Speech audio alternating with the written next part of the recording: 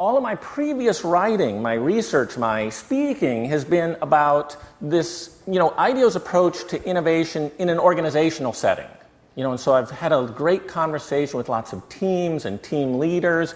In fact, I've sat across the desk from over 1,500 client groups to talk about innovation. But what's new today is I'm going to try to apply it at the personal level.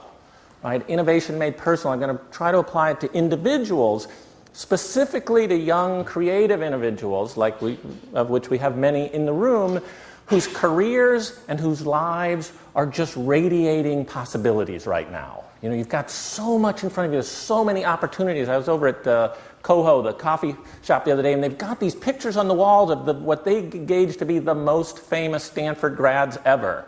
And some of them are like movie actors, and some of them are recognizable founders of big companies. But I'm thinking, in the room today, there are people who will have their picture up on that wall. We just don't know which of you it is, right? And so I know, given the age of many in the audiences, in the audience, not many of you have at least fallen very deeply into any particular ruts just yet. But you'll have the chance to do that later.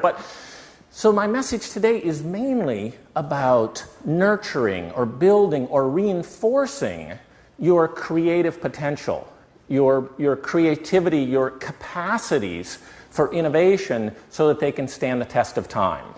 And I think both the good news and the bad news on this young at heart thing comes from Pablo Picasso, who said a long time ago, he said, every child is an artist. The problem is how to remain an artist once you grow up. Right? And I think what Picasso was talking about is that as you get older and as responsibilities start piling onto you, the next thing you know, it will almost seem as if circumstances are conspiring against you. Right? There are forces like erosion and things, and entropy that try to chip away at your creative energy. But if you're willing to work at it a little bit, you can reinforce your abilities. You can prevent that from happening, or you can at least fight against those forces as a way to stay young at heart.